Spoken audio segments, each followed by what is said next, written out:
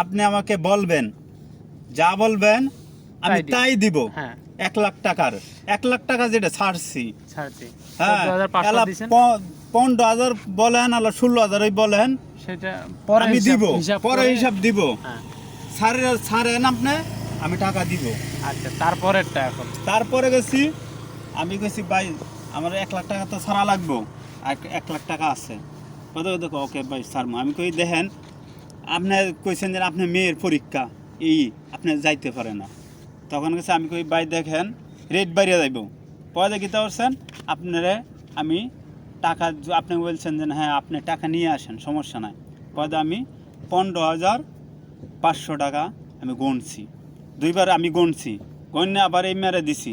আমি 15,500 টাকা আমি বলছি যে ভাই আপনি এই 1 লাখ যদি ছাড়েন, হ্যাঁ এর আগে দিছি 14,500, আর এখন 15,000